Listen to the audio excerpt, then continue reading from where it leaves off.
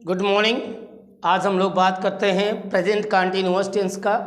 और present continuous tense में का स्पीकिंग में कहाँ कहाँ प्रयोग किया जाता है। स्पीकिंग में प्रेजेंट टेंस का प्रेजेंट कंटीन्यूअस का कब प्रयोग करते हैं, ये सारी चीज़ें चर्चा करते हैं।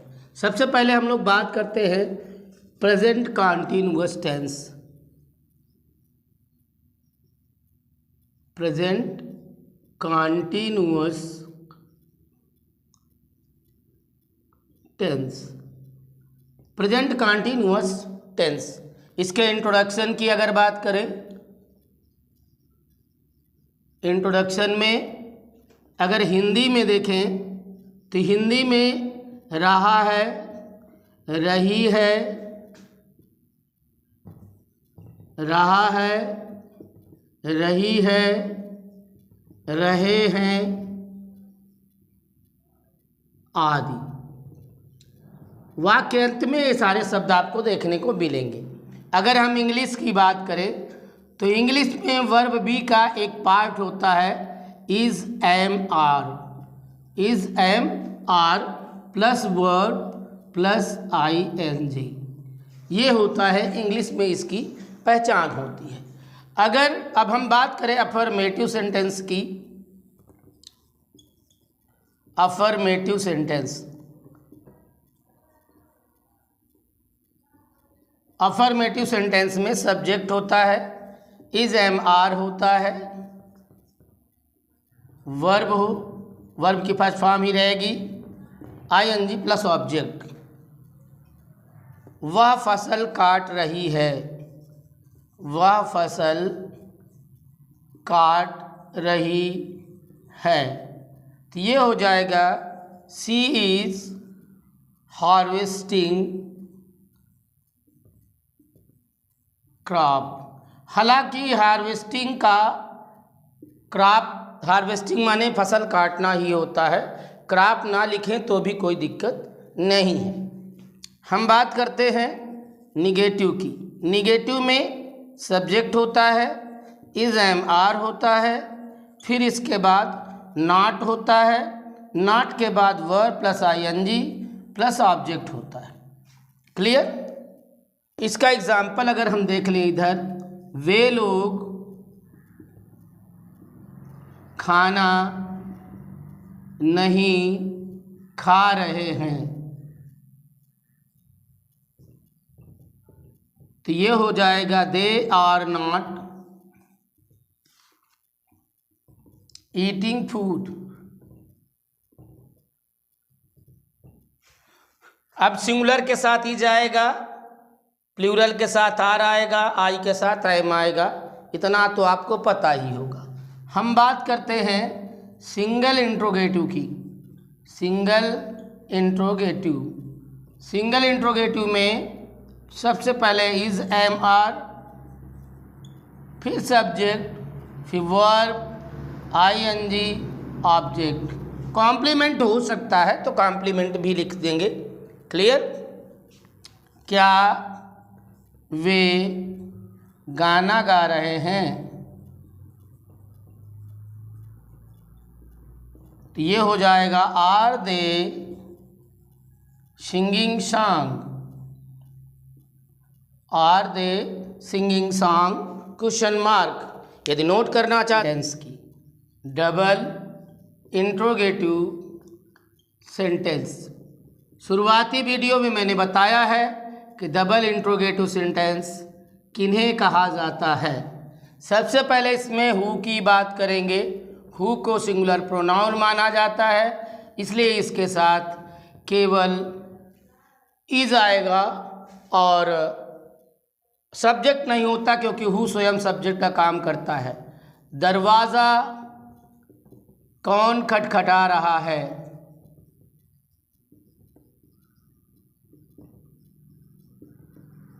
तो ये हो जाएगा हु इज नॉकिंग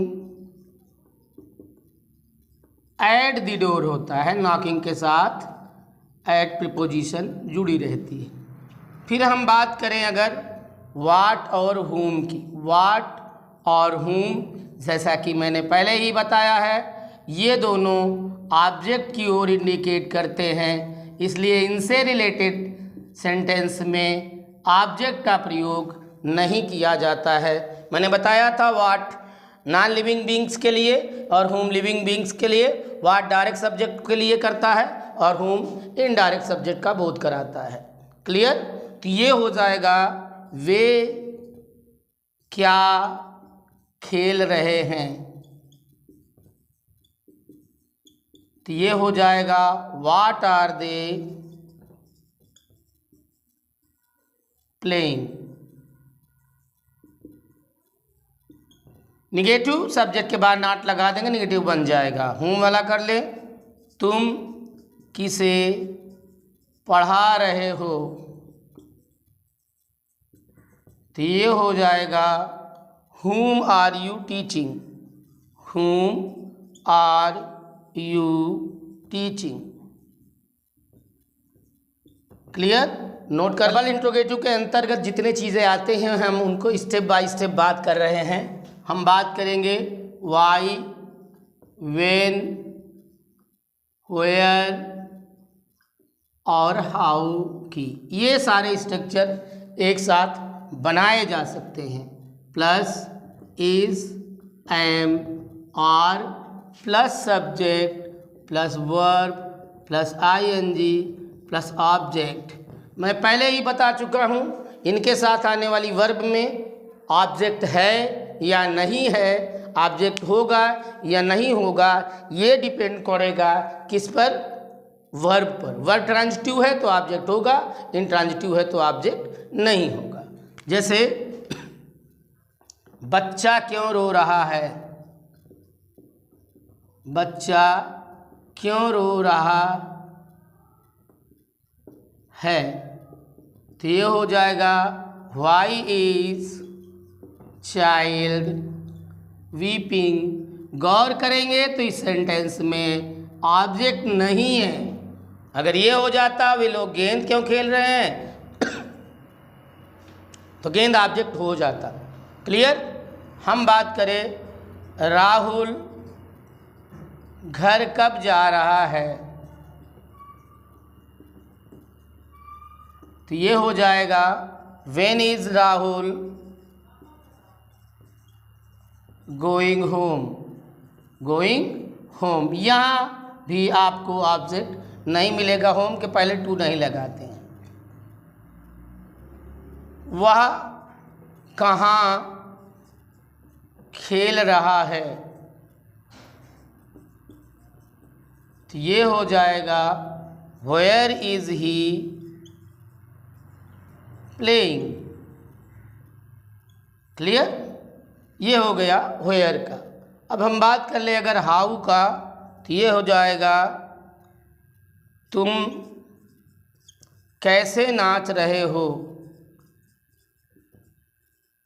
संयोग से जितनी भी वर्ब मैंने चयन किया वो सब इंट्रांजिटिव वर्ब है, इनमें ऑब्जेक्ट नहीं है। तो ये हो जाएगा how are you dancing. Negative बनाने के लिए मैंने बताया है कि सब्जेक्ट के बाद नॉट लगा दीजिए तो निगेटिव हो जाएगा। हम लोग इधर बात कर लेते हैं which, whose, how much,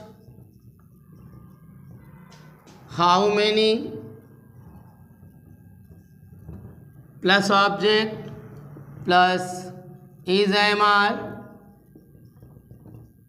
plus subject plus verb plus ING. ऐसे सेंटेंसेस में ऑब्जेक्ट पहले आ जाता है। अध्यापक कौन सा विषय पढ़ा रहे हैं। तो ये हो जाएगा which subject is teacher teaching, is teacher teaching. ये हो गया आपका।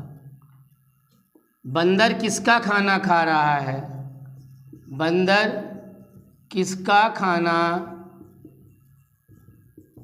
खा रहा है, तो ये हो जाएगा whose food is monkey eating। Clear? वह कितना दूध पी रहा है,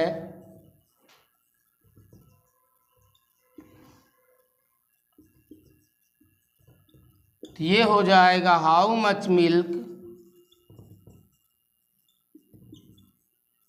इज ही ड्रिंकिंग। अब अगर हम हाउ मेनी का बना लें, तुम कितनी फिल्में देखते हो,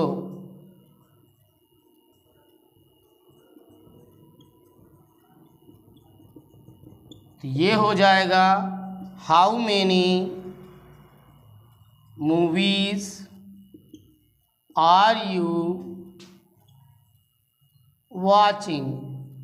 यहाँ सीइंग मत लगाइएगा, क्योंकि सी जो वर्ब होती है वो सेंस का बोध कराने के लिए होती है, इसलिए उसका प्रयोग कंटीन्यूअस में नहीं करते हैं। मैं प्रेजेंट इंडेफिनिट में पहले ही बता चुका हूँ कि जितनी वर्ब सेंस का बोध कराने वाली होती हैं, लुक, सी, टेस्ट, स्मेल, अंडरस्टैंड, सीम, ये सारी वर्ब कंटीन्यूअस में भले आए, लेकिन कभी इनके साथ आईएनजी का प्रयोग नहीं होता है। ठीक है, नोट करना चाहें तो नोट कर लें। बात करते हैं use of present continuous tense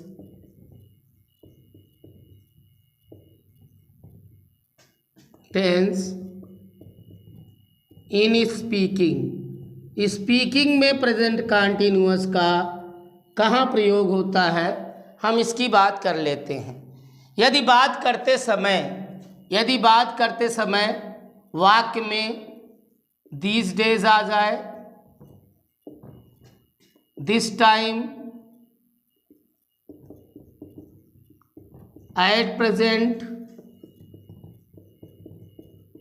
यदि बात करते समय दिस टाइम, दीज डेज या एट प्रेजेंट आदि का बोध हो, इसमें एट मोमेंट भी आ सकता है, एट मोमेंट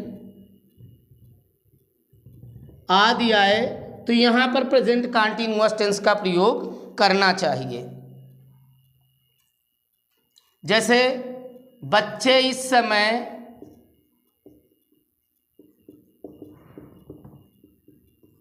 मैदान में खेल रहे हैं,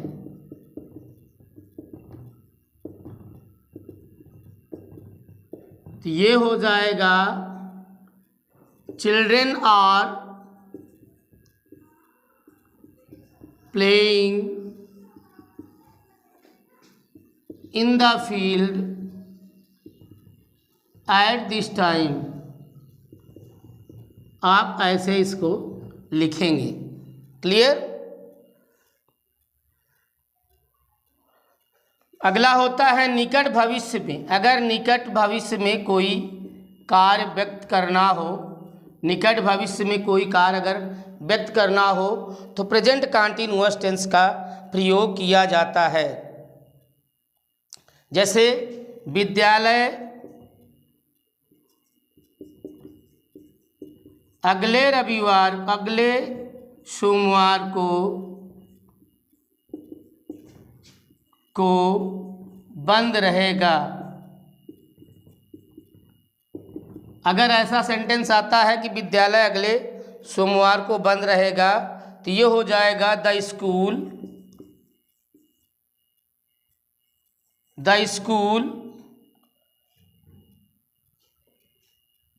इज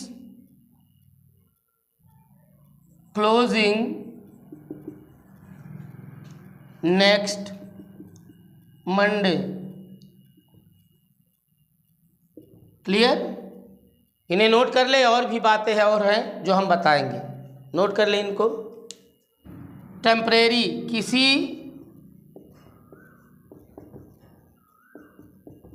टेम्परेरी घटना को अगर व्यक्त करना हो, किसी टेम्परेरी सिचुएशन को अगर दिखाना हो, तो भी प्रेजेंट कंटीन्यूअस टेंस का प्रयोग किया जाता है। जैसे सोहन घोड़ा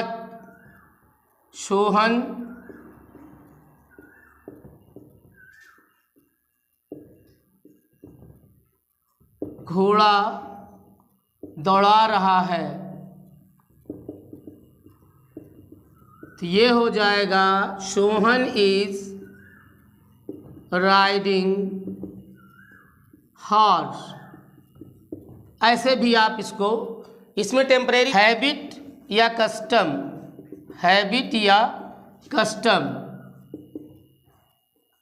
मतलब किसी परंपरा का बोध कराना हो तो भी हम प्रेजेंट कंटीन्यूअस का प्रयोग कर सकते हैं। अगर किसी परंपरा का या रीति रिवाज का बोध कराना हो तो प्रेजेंट कंटीन्यूअस टेंस का ही प्रयोग किया जाता है।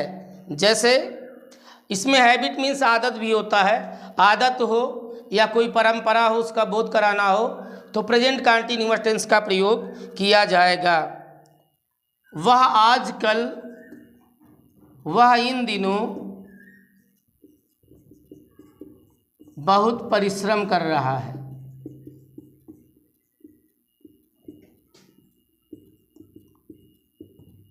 तो ये हो जाएगा ही इज वर्किंग हार्ड